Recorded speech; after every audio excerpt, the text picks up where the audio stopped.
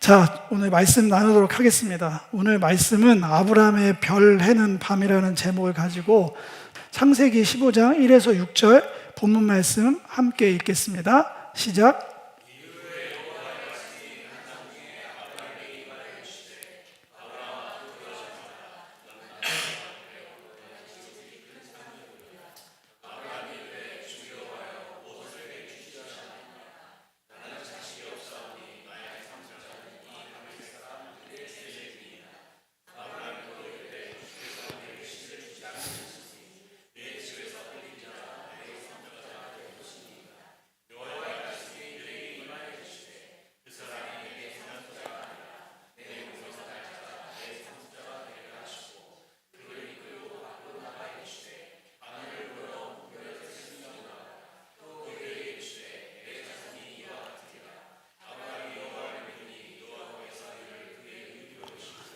아멘.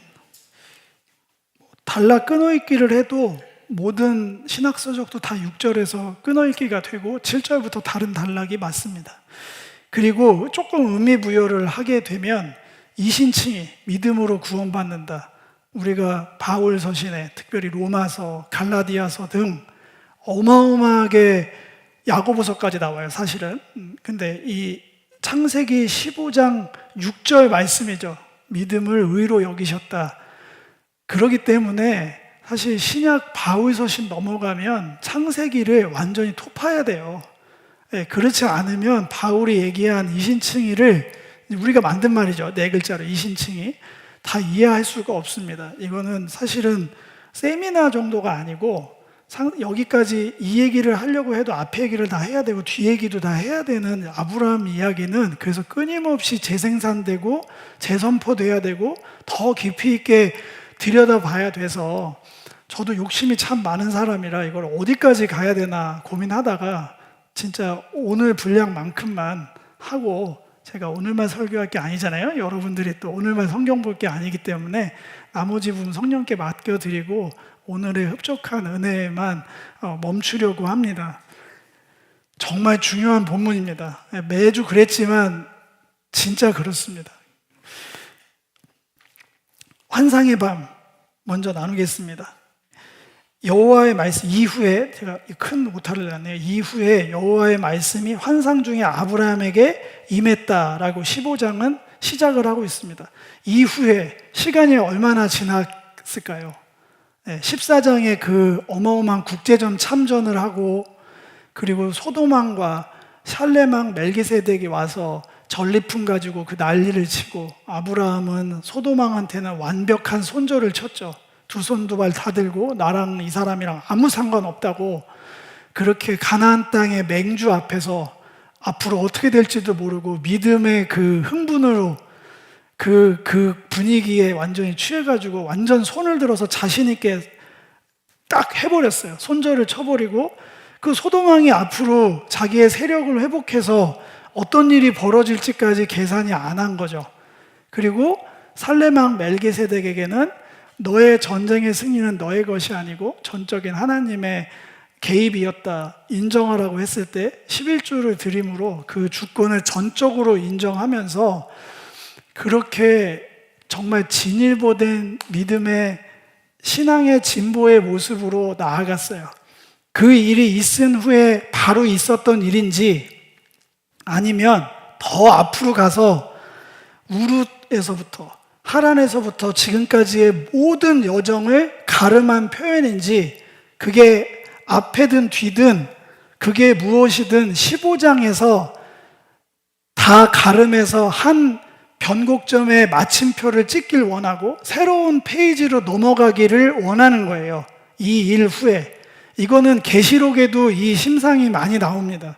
어디서 끊어있고 어디서 맥락을 가져와야 될지 볼 수 있는 맥락인데, 이 여정 가운데 여러분들이 설교를 통해서 또 본문 따라오시면서 그동안의 신앙 여정들을 다 끄집어 내셔야 돼요. 그렇기 때문에 입체적으로 제가 다시 말씀드리잖아요. 1절의 후반부 때문에 이 얘기를 더 드리는데, 아브라함의 처한 상황이 믿음의 승리 이후에 물밀듯이 찾아오는 공포와 불안이 엄습할 수밖에 없는 상황입니다. 아브라함은 이 동네 사람이 아니에요. 예, 전쟁에서 승리하고 그 318명이나 되는 가병을 이끌 만한 군사적 지략도 있고 능력이 출중하지만 작심하고 소돔 고모라 왕이 자존심 상해서 잠이 안 온다, 저거를 이 땅에서 내보내야겠다고 달려들면 무슨 재간으로 막습니까? 그거 등등 해서 어마어마한 얘기가 있죠. 또 믿음으로 손절치고 전리품 안 가져가겠다 했지만 상실감은 몰려오죠.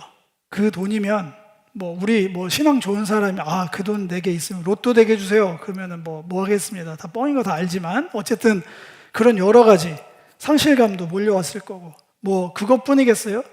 믿음 따라서 말씀만 붙들고 우리가 사형리 전하죠. 당신을 향한 크고 놀라운 계획이 있습니다. 아브라함도 그 복음을 들은 거거든요. 불임 가정에게 주님의 말씀이 찾아와서 말씀으로 임하셔서 너로 큰 민족을 이루게 해주겠다. 너의 이름을 위대하게 해주겠다. 그게 되게 나이스하게 바꾸면 당신을 향한 크고 놀라운 계획이 있습니다. 사형리 복음 전할 때 어느 단체든 다 그렇게 전하니까 그 사람도 거기에 반응해서 왔는데 좀 해보려고 하니까 기근이 그냥 닥쳐가지고 먹고 살 게 없어서 또 신앙을 본전이 다 드러나는 고통이 있었고 조금 이제 정신 차리고 오려고 하니까 또 내부 불화가 있어가지고 또 조카가 떠나보내고 자기 재산도 반토막이 나고 이런 일이 있었고 또 그것도 극복해 나가니까 또 원하지도 않는 국제전에 참전해서 얼떨결에 동네에서는 호불호가 완전히 갈리는 입장이 돼버렸죠. 되게 애매한 상황들로 지금까지 여정을 보면 순탄치 않았습니다. 당신을 향한 크고 놀라운 계획이 있다는 믿음으로 시작된 신앙 여정이 기대와는 전혀 다르게 굴곡이 넘쳐나요. 거기에 하나님의 신탁이 임합니다. 그래서 이거는 성경 퀴즈로 제가 많이 내던 거예요. 저는 이런 고급 퀴즈를 냅니다. 네, 질문은 이렇습니다. 성경에서 저는 답을 다 알고 있는 것만 질문하는 게 함정입니다. 최초의 환상 본 사람이 누굴까요? 네, 아브라함이라고 써있죠. 네, 맞습니다. 그걸 모르더라고요. 되게 희한한 사람들, 신앙에 막 무슨 24시간 기도하는 사람들만 보는 특별한 일이라고 생각하는데 구약 통째로 환상, 꿈, 말씀은 하나님이 공식 지정한 소통 채널입니다. 정상적인 신앙인이라면, 시대에 깨어있는 영성가라면 들리는 게, 보이는 게 정상이에요. 그걸 특권의식 갖고 있는 게 창피한 겁니다. 네, 이런 얘기가 구약에 넘쳐나고 신약은 다를까요? 요엘의 성령으로 시작한 거 아닌가요? 초대교회 오순절 다락방에서 그 수많은 성령 본문이 구약에 넘쳐나는데 콕 집어서 해석하기에 아비들은 꿈을 꾸고 청년들은 환상을 보고 자녀들은 예언할 것이요 이렇게 나오잖아요. 거기도 그 시리즈가 다 나오는 거예요. 그게 뭐냐면 이제 모두가 주를 믿는 모든 사람들이 하나님과 소통하면서 하나님의 뜻을 분별하고 이 세상으로 하나님의 잃어버린 모든 것, 하나님의 뜻을 온전히 이루는 새 시대가 열렸다고 선포하는 거예요. 너무 당연한 거를 신비스럽게 포장하진 않았으면 좋겠어요. 그래서 여러분들이 그런 거를 나랑은 해당 없다고 막는 것도 너무 교만한 일이고요. 그거를 신비스럽게 우러러 보는 것도 황당무계한 일입니다. 우리 모두가 다 그렇게 되는 거예요. 그런 어떤 종교적 모델을 만들어 놓고 환상 보는 사람들이 모션 취하는 거, 내가 그렇게 해야지 환상을 본다? 전혀 그런 거 아니에요. 여기 보면 굉장히 리얼한 얘기가 펼쳐집니다. 아브라함의 신탁이 그런 이후에라는 말에 붙어서 나오면서 이제 환상 가운데 여호와의 말씀이 아브라함에게 임합니다. 아브라함이 업그레이드 됐어요. 그동안에도 저는 충분히 풍성하게 하나님께서 이 모양 저 모습으로 아브라함 인생에 말씀하시고 개입했었을 거라고 굳게 믿습니다. 지금 우리가 마찬가지니까. 근데 하나님은 항상 그러시는데 문제는 그거를 캐치하는 우리의 문제가 있는 거예요. 근데 아브라함은 이제 선지자 반열에 올라선 거죠. 환상을 보는. 이전에 이미 제사장 역할은 했죠. 단을 쌓고 여호와의 이름을 부르며 제사장 역할을 했잖아요. 그럼 우리 기름 부음 받은 자 외우는 거 있잖아요. 누가 가르쳤는지 모두가 다 알고 있는 기름 부음 받은 자의 세 가지 직임이 있다. 왕, 제사장, 선지자. 그거는 특정인만 되면 안 되는 거예요. 아담부터 모두가 다 그렇게 돼야죠. 그게 하나님이 정하신 방법이라면. 기름 부음을 받았는데 너는 선지자만 해, 너는 왕만 해, 너는 제사장만 해, 너는 평신도만 해. 그런 게 성경에 어디 있습니까? 그런 거 다 깨셔야 돼요. 아담부터 눈에 안 보이면 불을 켜고 봐야죠. 에덴 동산에서 그렇게 눈을 열고 보면 아담이 삼중직을 다 하고 있었어요. 안 보여도 꾸겨 맞추는 게 영성입니다.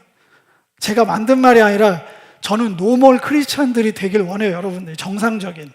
그러면 그렇게 보여야죠. 갑자기 없던 게 신약에 등장하거나 특정인에게만 부여되는 게 있으면 거부하셔야 돼요. 그건 신실하신 하나님하고 어울리지 않거든요.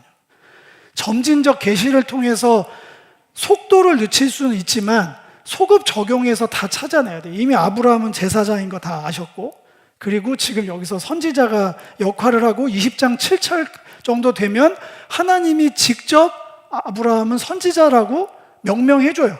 아브라함은 선지자야. 아브라함이 중보기도 안 하면 넌 죽어. 이렇게 분명히 얘기합니다. 그리고 왕 되는 건 죽기 직전에 방백으로 표기가 바뀌어요. 그 동네에 왕 노릇하고 해서 삼중직을 아브라함도 다 합니다. 그 기름 부으심이 있는 분들은 그걸 다 사모하고 자기 역할들이 때로는 음성 듣는 삶으로, 하나님의 이 시대를 향한 하나님의 뜻을 분별하는 삶으로, 그렇게 예배자적 제사장적 삶으로, 또 모든 통치권을 회복하는 왕적 사명을 회복하시는 게 당연히 크리스찬들의 다 목표, 목적이, 그게 그리스도의 장성한 분량이에요. 그리스도의 장성한 분량은 인성만 얘기하는 게 아닙니다. 인격만 얘기하는 게 아니에요. 그리스도가 행하셨던 삼중직임의 역할들을 굉장히 때로는 감각적으로, 때로는 능력적으로 풍성하게 그 역할을 감당하는 것, 직위와 직분을 각자의 위치에서, 그게 그리스도의 장성한 분량이고, 그것을 위한 은혜의 방편들을 하나도 제한하지 말고 건강하게 생명력 있게 우리는 사용해야 됩니다. 제가 오늘 설교가 이렇게 갈 줄 알고 본문을 줄여온 겁니다. 저도 자유롭게 좀 해보려고요. 저는 매번 이러고 싶거든요. 본문에만 묶이지 않고. 근데 그래서 오늘 조금 열어놨습니다. 연단을 통해 하나님의 형상, 아담의 직분과 사명이죠. 왕, 제사장, 선지자, 이것을 이 모든 연단 과정을 통해 하나님은 회복시키고 계십니다. 왜요? 그래야 열방이 축복의 통로로 쓰일 수 있으니까. 상상을 해보세요. 지금도 모든 교회 성도들이 왕적, 제사장적, 선지자적 그 직임과 역할을 끊임없이 그리스도의 장성한 분량까지 채워가면서 추구해 가면서 발전시켜 나간다고 생각해 보세요. 열방이 축복을 못 받는 게 이상한 거 아닌가요? 그런 사람들이 여기에 십수명이 모여 있는데 두세 사람이 모여서 죽도록 그거를 갈망하고 그렇게 살고자 하는데 그 지역이, 그 주변 사람들이 살아나지 않는 게, 저는 그게 더 놀라운, 어떻게 그런 일이 발생할 수 있지? 그런 거예요. 그런 의미에서 기적은 상식이 될 수 있어요. 실제로.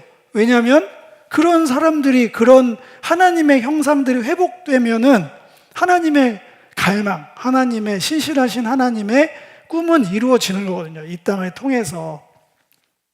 하나님의 축복의 통로를 세우고자 하는 이 플랜은 아브라함의 전체 인생 가운데 아브라함이 그걸 느끼면서 인정하면서 나는 하나님의 훈련을 받고 있어. 하나님 감사합니다.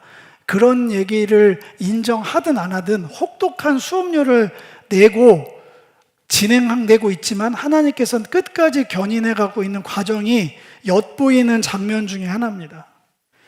자, 그러고 나서 하나님께서 여호와의 말씀이 환상 중에 임해서 선포한 말씀은 놀랍습니다. 첫 번째 말씀이 뭐냐면 첫 일성이 아브라함아 두려워하지 말라였어요.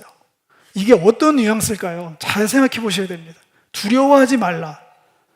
가장 딱 떠오르는 생각이 뭘까요? 저는 이게 거의 80~90%의 사람들이 생각해 내셨어야 되는데, 아브라함이 지금 어떠함 때문에 두려워하고 있었구나. 하나님 인격적인 하나님이잖아요.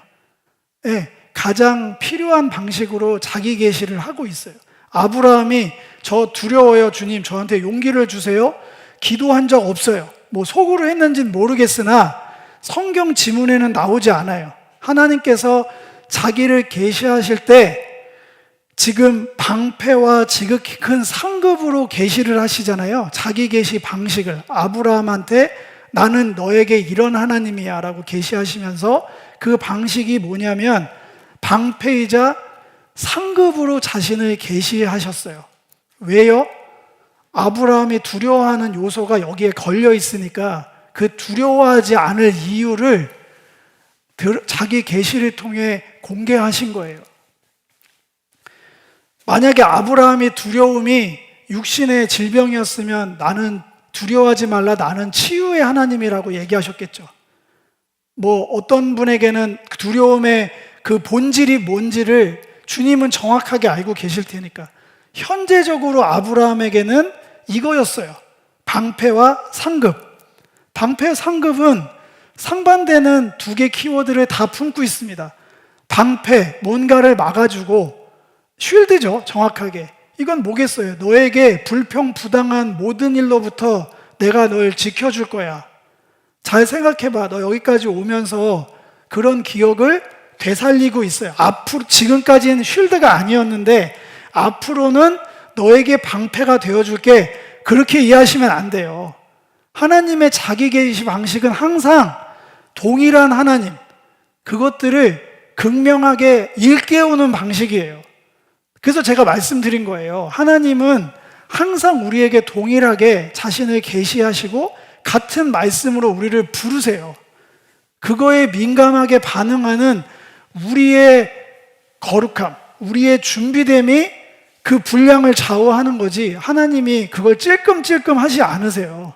항상 하나님은 전심이시니까 모든 일에 처음부터 끝까지 동일하시니까 그걸 분명하게 붙드셔야 돼요. 문제는 우리에게 있지 하나님한테 있는 게 아니에요. 너의 인생의 지금까지 너의 방패가 되어진 나를 다시 한번 너에게 계시한다.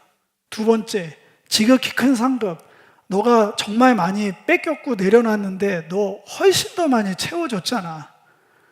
그 하나님으로 다시 한번 나타나셔서 아브라함의 두려움의 근본적인 원인을 제거하길 원하십니다.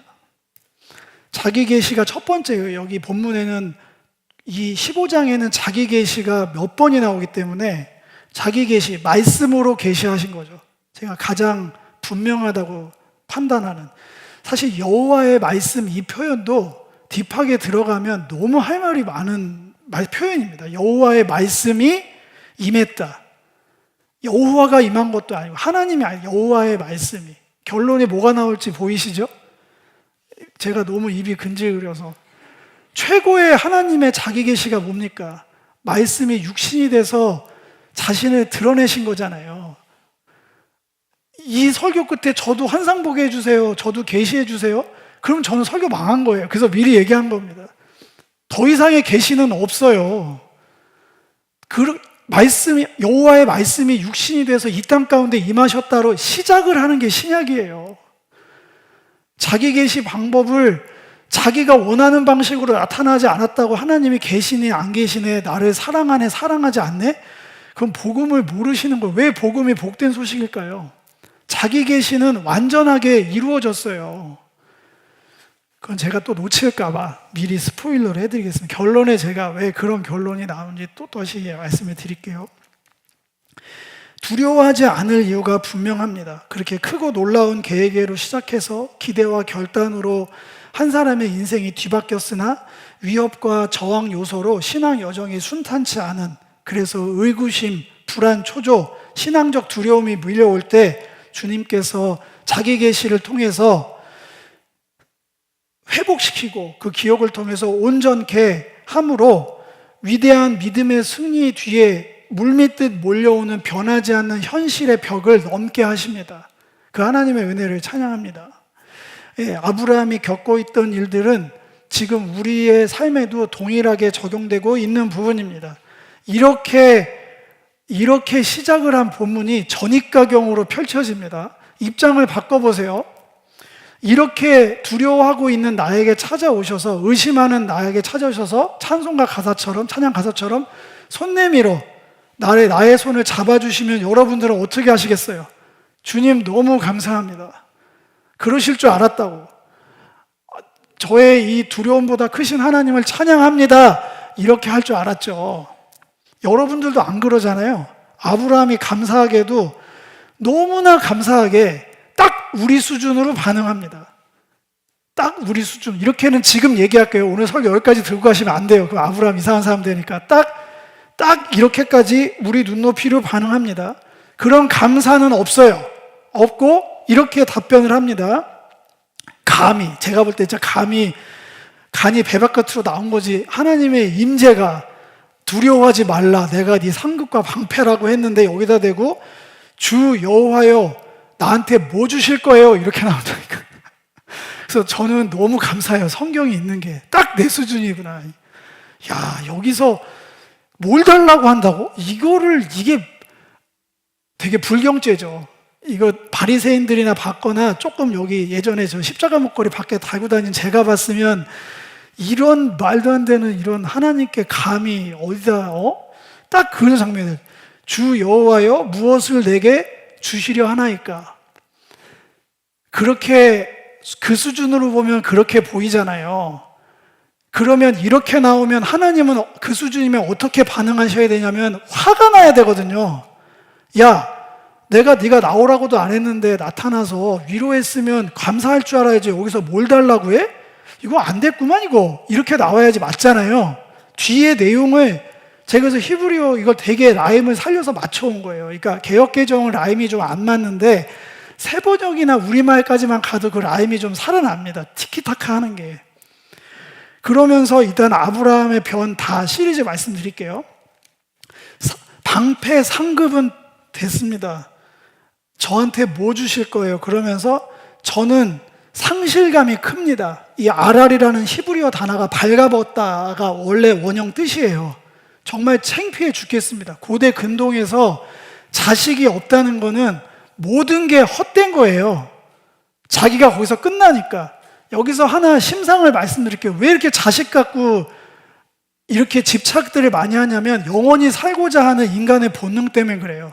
자식 안에서 자신이 영원히 살고 싶거든요. 그래서 자식을 그렇게 원하는 거예요. 영원히 이 땅에 살고 싶으니까. 그건 그냥 기억하시고, 정말 창피하고 상실감이 큽니다. 그래서 자식이 없어요. 그래서 저의 공식 상속자는 아무래도 다메섹에서 얻은 사람인데, 우르에서 있던 사람도 아니고 중간에 기착지, 중간 지점에서 얻은 다메섹 사람 엘리에셀로 해야 될 것 같아요. 그리고 또 말을 하면서 여기서부터는 또 히네라는 도발적인 단어를 씁니다. 루켓미예요. 영어로 하면은. 제 얘기 똑바로 들으세요. 이렇게까지는 안 했는데 그냥 여러분들한테 그렇게 말씀드린 거예요. 하나님, 제 얘기 꼭 들어주셔야 돼요. 주께서 내게 씨를 주지 않으셨잖아요를 종지목을 대는 겁니다. 하면서 보세요, 봐주세요. 이거 이러시면 안 되는 거잖아요, 저한테. 그러면서 또 보십시오. 그래서 당신이 씨를 안 줬기 때문에 나는 어쩔 수 없이 보십시오. 제가 상속자를 집에서 길러낸 이 종한테 할 수밖에 없는 귀책 사유가 당신께 있습니다. 이 얘기를 이 타이밍에 하고 있다니까요. 아브라함도 대단합니다. 저는 여기까지 오면 되바라짐이 아니라 아브라함 신앙이 어마어마하게 진일보된 게 느껴져요. 왜냐하면 잘 생각해 보세요. 여러분들한테 하나님이 방패와 상급이 되어줄게 거기서 아멘이 나오잖아요. 제가 바라던 게 그거가 되는 거예요. 방패와 상급. 하나님은 무병장수 부귀영화 만사형통을 주는 치트키로 내가 여기고 따라간다는 거예요. 아시겠어요?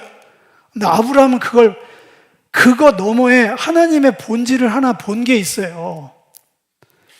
여호와의 임재에 쉴드가 되어주고 상급이 되어지는 것 그 안에 본인이 주님과 이 여정의 근본적인 인격적 교제의 중심에 상급이 되어줄게, 방패가 되어줄게가 거기에 놓여있지 않았다는 거예요. 이 사람의 중심에는 12장, 13장에서 계속해서 하나님이 임재하시면서 말씀하셨던, 약속하셨던 너에게 자손을 줘서 너의 자손을 통해 이 모든 땅을 너에게 주겠다.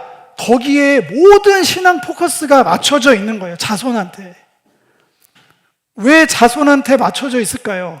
이 집안에는 불임 가정이에요. 자손을 낳을 수 없는 가족을, 그 가정의 사람을 하나님이 일부러 택한 거예요. 왜 그 사람을 택했게요? 절박하니까.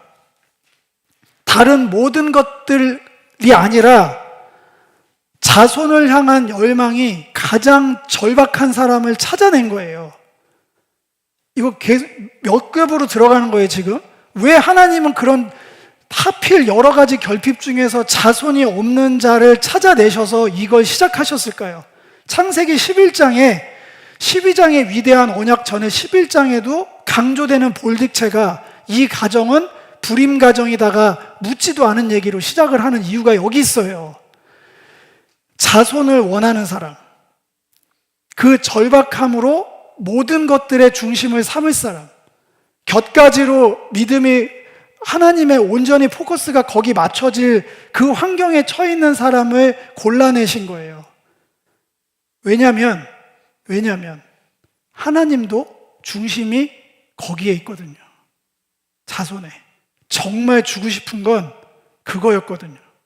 열방의 축복을 이룰 수 있는 유일한 방법이 거기다 거셨거든요. 그 자손에게.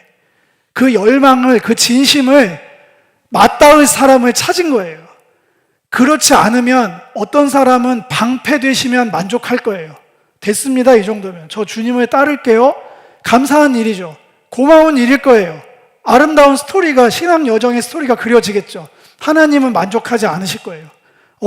거기서 멈추면 안 되는데? 내가 너에게 방패되는 하나님이 되면 안 되는데? 거기서 끝나면 안 되는데? 상급도 마찬가지예요. 상급 주셔서 감사합니다. 이 상급으로 주님의 사랑을 나누고 살게요. 되게 아름답고 의미 있는 일입니다. 그렇게 하셔야 돼요. 그런데 거기서 멈추는 걸 서로가 원치 않아요. 아브라함도 방패, 상급 다 좋은데 저한테 진짜 주실 거 있잖아요. 간절하게 근본적인 두려움의 원인은 저는 거기 있거든요. 저는 이거 꼭 해결받아야 돼요. 그게 자손이었고, 이 뒤에 나오는 얘기 미리 얘기하면 하나님도 그거를 너무 갈망하시거든요. 그걸 원하는 사람. 다른 무엇보다도 주님이 약속하신 자손을 간절히 원하는 사람. 그게 믿음이에요. 이신칭이의 무게가 거기서 실려서 나오기 시작하시잖아요. 지금 제가 몰고 가고 있는지 척하면 착 알아들으시잖아요. 지금 본질은, 신앙의 본질은 거기 있다고요.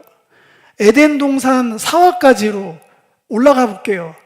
에덴 동산의 그 난장판을 수습하시면서 하나님이 뱀한테 저주하시면서 놀라운 말씀이 거기 숨어 있잖아요. 우리가 원시복음이라고 교회에서 가르친 3장 15절 얘기하는 거예요. 창세기 3장 15절.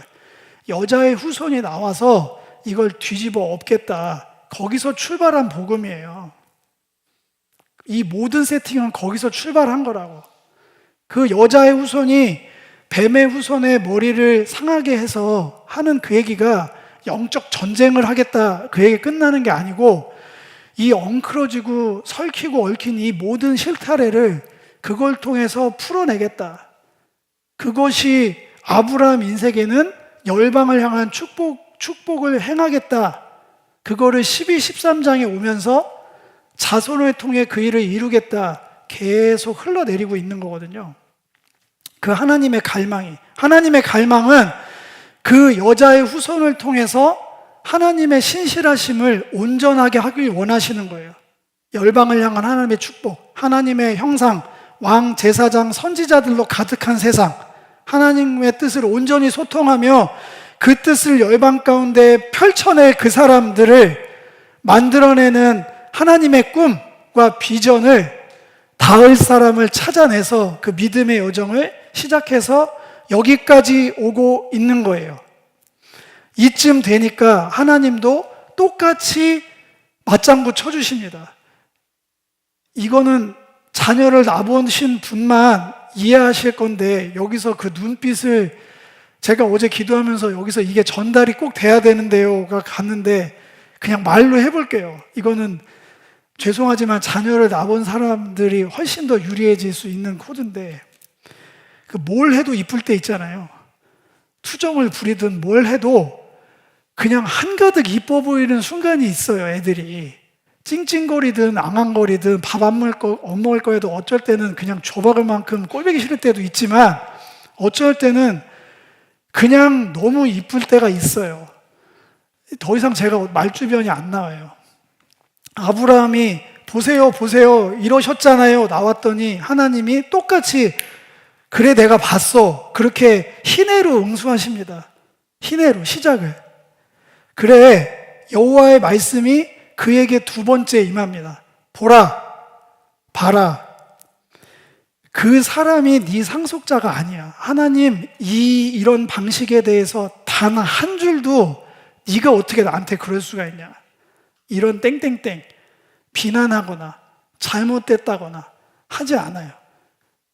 그 상속자는 내가 너한테 주겠다고 한 그 상속자가 아니야. 그러면서 제가 그렇게 한가득 하트 뿅뿅이라는 얘기를 왜 하냐면, 진짜 이거는 배경음악이 깔려야 돼요. 원슈타인 이런 달달한 음악이 뒤에 깔려야지 맞는 거예요. 손목을 잡아서 끌고 밖으로 데리고 나갑니다. 환상 가운데 아브라함을. 지금 한국 지형으로 생각하시면 안 돼요. 지금 손목 끌고 나가봐야 별이 안 보여요. 공해 때문에. 이거는 몇천 년 전 공해 하나도 없는 광야의 밤을 상상하셔야 돼요. 글로 손목은 안 나왔는데요. 맞아요. 손목 잡았다는 건 아닌데 뭐 허리춤을 잡았는지 모르겠어요. 뭐 설마 멱살 잡고 나가진 않았을 거고요. 그러면 이제 굉장히 이상한 드라마가 되는 거고요. 저는 아브라함 이렇게 자기 눈앞에서 내가 방패와 상급이라고 그러는데 그거는 본질이 아니잖아요. 저한테 다른 거 주시기라고 분명히 약속해서 크고 놀라운 비밀이라고 해서 여기까지 왔는데 왜 그거 안 주세요 여태까지. 그걸 하니까 하나님이 손을 붙들고 밖으로 끌고 나가서 하늘을 봐. 그 유명한 그 언약의 별 얘기가 여기 나오는 거예요. 그 배경으로. 하늘을 봐.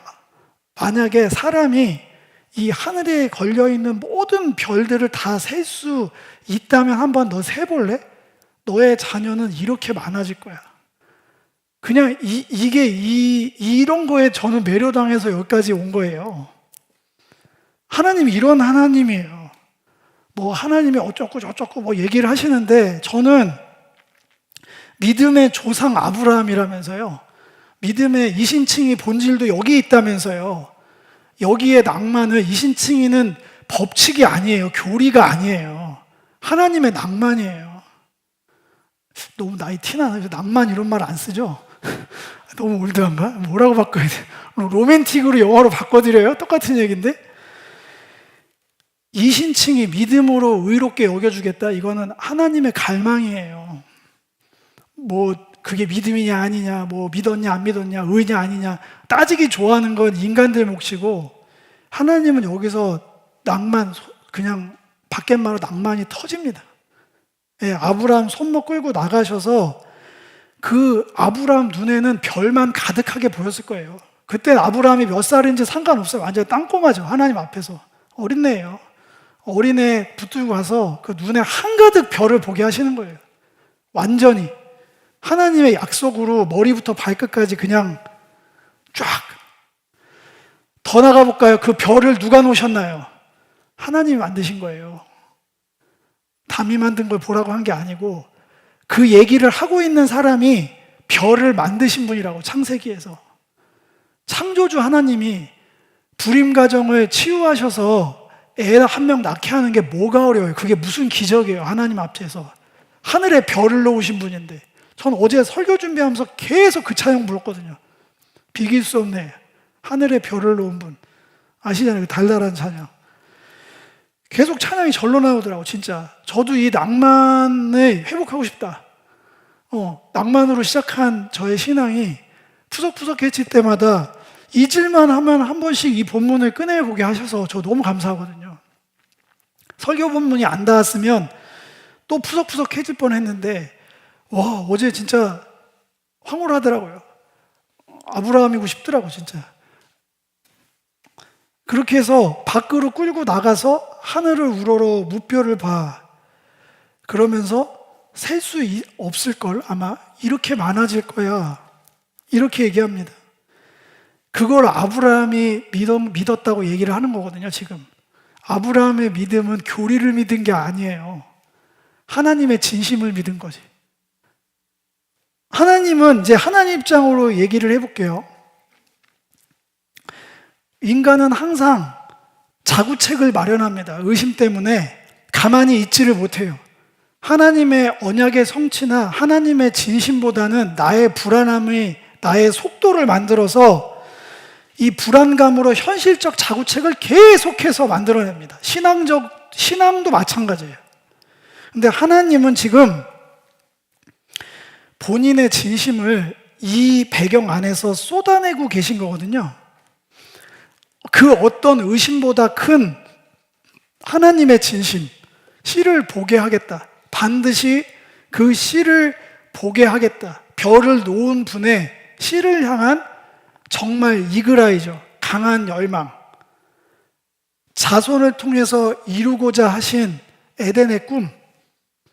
이 땅을 여시면서 인간들에게 주기 원하셨던 그 축복을 완성을 이 자손을 통해서 내가 반드시 이루어내겠다. 아브라함이 그것을 믿었더니 도대체 그것을이 뭐냐요? 저는 주일학교 학생이면 교사의 이 본문 가지고 주일학교 뭐라고 하죠? 이거? 그 방과후 같이 하는 거. 공과 공부를 하면 저는 질문할 것 같아요. 여기서 여호와께서 이를 그의 의로 여기셨다고 하는데 이를이 뭔가요? 이를. 저는 지금 이를을 설명하는 거예요. 이를. 그것을 의로 여기셨다고 하는데 그 믿음을 그 여호와를 믿으니 이를 그의 의로 여기셨다. 이를에 해당하는 것. 아브라함이 믿은 게 뭐길래 하나님이 완성으로 여기시는, 기독교는 분명히 말씀드립니다. 의의 종교예요. 하나님 앞에 의롭게 서게 된 자로 세우시는 게 기독교에서 추구하시는 영성의 끝이에요. 착한 거, 지혜로운 거, 능력 있는 거는 그 밑에입니다. 하나님 앞에 의로운 자로 서게 하시는 것, 하나님의 완전한 형상으로 하나님의 속성과 성품과 모든 것들을 공유하게 조금 더 부족함이 없는 상태로 만드는 것, 그게 우리에게 추구하시는 하나님의 뜻이거든요. 이 아브라함이 이 장면에서 했던 이것이 거기에 닿았다 얘기를 하는 겁니다. 오늘은 그래서 제가 여기까지 멈추려고 하는 거예요. 이거는 우리가 오늘 본문은 여기까지 하고요. 길이만 얘기하는 게 아니라 깊이도 마찬가지인 거예요. 우리가 뭘 믿고 하나님의 진심에 어디로 닿아야 되는지 오늘만큼이면 저는 족하다고 생각합니다. 예전에는 이러고 집에 안 보냈어요. 제가 다 눈을 마주치면 이게 들어갔나 안 들어갔나 제가 불안해서. 근데 저는 불안하지 않습니다. 이제 주님께서 반드시 여러분들에게도 여러분들이 바라고 꿈꾸는 하나님이 아니라 여러분들의 그 어떠함을 다 덮고도 넘으시는 크고 놀라운, 크고 넓으신 진짜 하나님의 진심을 닿게 하실 거예요. 그래서 믿음으로 의롭게 하실 겁니다. 하나님 그런 분이세요. 결론을 내겠습니다.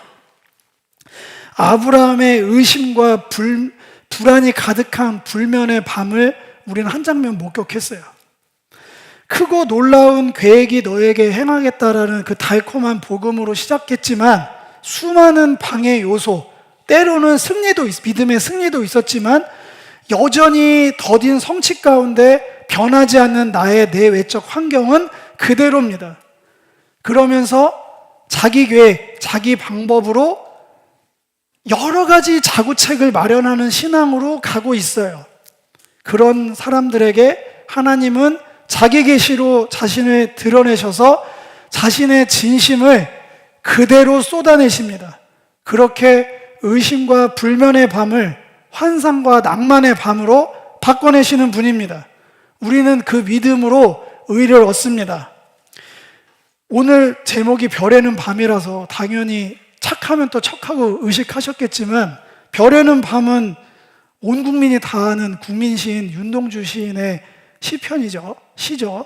일제각전기라는 엄혹한 현실 가운데 자신의 연약함, 아무것도 못하는 무력함으로 정말 무덤에 들어간 것 같은 가을, 겨울을 보내나 봄이 오면 다시, 그분 신앙의 고백인 거 아시지? 그건 뭐 모르면 쳐보세요. 네, 이거 제가 얘기할 건 아니고, 부활을 통해서 무력한 이 시대 가운데도 신앙인으로서 또 한 사람의 그 국민으로서의 자기의 어떠함을 하길 원하는 그 소망의 글로 별에는 밤을 외쳤잖아요. 그 그리움을 떨쳐냈잖아요.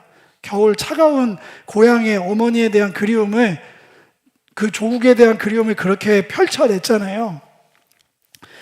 신앙과 현실의 괴리 가운데 오늘도 우리 현실은 정말 의심과 불면의 밤을 보낼 때가 더 많을 수도 있습니다. 근데 오늘 몇 분 안 되는 설교였지만 여러분들의 밤이 이제는 하늘에 가득한 별을 볼 수 있는 낭만의 밤으로 바뀌었으면 좋겠어요. 우리 예전에는 그런 청소년 문제 많을 때는 뭐 가끔 뭐 하늘을 보자 뭐 이런 식의 낭만 터지는 영화 제목들이 많았거든요. 하도 이상한 사건들이 많이 터질 때는. 근데 지금 신앙인들에게 제일 필요한 말은 정말 이런 것 같아요. 하나님과의 낭만이 회복되셔야 돼요. 육안으로는 별이 안 보이죠, 공해 때문에. 근데 영의 눈을 열으셔서 그 언약의 별이 반짝반짝 날마다 빛나셨으면 좋겠어요. 특별히 의심과 불면의 밤이 계속될 때마다 더욱 그러셨으면 좋겠어요. 그럴 때는 방법을 하나, 원래 제가 방법 코칭을 안 하는데 오히려 눈을 감으세요. 세상 소리를 닫으시고 눈으로 시청하던 거를 줄이시고 조용히 눈을 감고, 성령이 동일한 성령이잖아요. 아브라함에게 임하셨던 성령이 우리에게는 임하시지 않은 게 아니고 다른 성령이 임한 게 아니잖아요. 지금 이 시간 그 환상과 낭만의 밤으로 저를 인도해 달라고 기도해 보세요. 이건 방법입니다. 그렇게 해서, 그게 왜 안 되죠? 웜홀, 뭐 블랙홀 개발해서 물리학으로도 가능하다고 하는데, 시공간이 틀어져서 인터스텔라 영화 같은 데 보면 현실로 바뀌는데 하나님은 왜 못하시나요? 신앙의 상상력을 총동원하셨으면 좋겠어요. 그 환상의 밤으로 가셔서 그 아브라함과 하나님의 낭만의 밤 옆에 본인도 서 계세요. 그러면 다 이깁니다. 말씀을 맺으면서 하나님의 별에는 밤으로 좀 시적으로 오늘은 저답지 않게 그렇게 맞춰볼까 합니다. 이게 아브라함한테만 낭만의 밤이 아니었어요. 하나님께도 너무나 그리운 순간이었거든요. 에덴에서 깨졌던 일을 그렇게 참혹하게 흘러가던 악의 축의 시간이 멈춰지는 순간이었어요. 드디어 한 인간이 나타나서 믿음으로 의롭게 되는, 낭만을 회복한 그 한 사람이 나타난 거거든요. 저는 아브라함보다 하나님께 훨씬 더 낭만의 밤이었다고 생각합니다. 이 낭만의 별을 기억하시면 이제 이게 새롭게 보일 거예요. 이건 조금 오버했다고 할 수도 있는데 저는 꼭 얘기해야 되겠습니다. 왜 예수님이 탄생하실 때 별이 인도했을까요? 저는 이 낭만의 별이기를 바랍니다. 그 수많은 별 가운데 아브라함은 놓쳤겠죠. 다 반짝거렸으니까. 하나님은 별 하나만 보셨을 거예요. 별. 원래 별은 문학적인 구조죠. 뭐 알아요. 고대 근동 원어고 다 알겠는데 그런 거 다 차지하고 오늘은 이거 하나님의 별에는 밤이라는 낭만으로 얘기 드리는 거예요. 그 별은 아브라함한테 보여주셨던, 전 그 별이었다고 생각합니다. 그 별 중에 가장 빛났던 그 별이 결국엔 마침내 주님의 이 믿음으로 의가 되는 자손을, 내 씨를 주겠다고 한 그 씨가 탄생했음을 온 열방 가운데 선포하고 계신 정말 놀라운 사건이라고 보여집니다. 그러고 봤더니 오고 오는 모든 세월 가운데 완벽한 자기 계시가 복음의 제일 앞에 선포됐더라고요. 마태복음 1장 23절입니다. 아들을 낳을 것이다. 처녀가 아들을 어떻게 낳아요? 불임 가정이 애 못 낳는 거랑 똑같은 건데 그러든지 말든지 똑같습니다. 주님의 낭만 여기 있으니까. 아들을 낳은데 임마누엘이라 하다 친절하게 설명해 줍니다. 하나님이 우리와 함께 계신다. 하나님의 자기 계시가 함께 계신다. 요한복음 1장 1절과 14절입니다. 태초에 말씀이 계시니라. 이 말씀이 하나님과 함께 계셨으니 이 말씀은 곧 하나님이시라. 그 하나님이 말씀이 육신이 되어 우리 가운데 거하셨다. 우리가 그의 영광을 보니 아버지의 독생자의 영광이요 은혜와 진리가 충만하더라. 아브라함한테만 자기 계시하신 게 아니고요. 그 사람 아브라함이 특별해서 아브라함한테만 환상 보여준 게 아니고요. 아브라함도 못 본 정말 진하게 자기 계시는 이루어졌어요. 더 이상 계시를 달라고 할 이유가 없습니다. 제 눈에는. 이보다 상위 버전 계시가 나오면 그건 100% 이단이에요. 100%. 들어볼 것도 없어요. 모든 종교, 모든 사람, 모든 설파되는 모든 말은 다 100% 가짜입니다.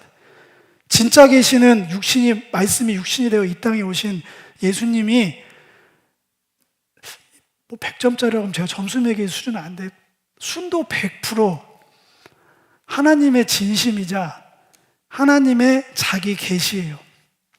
그 계시를 들은 여러분들 더 이상 의심과 불멸의 밤에 고통당하지 마시고요.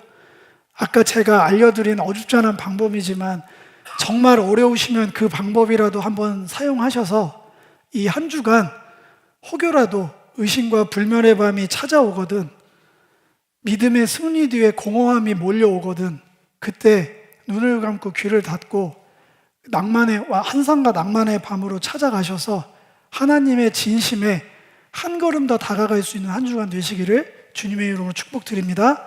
아멘.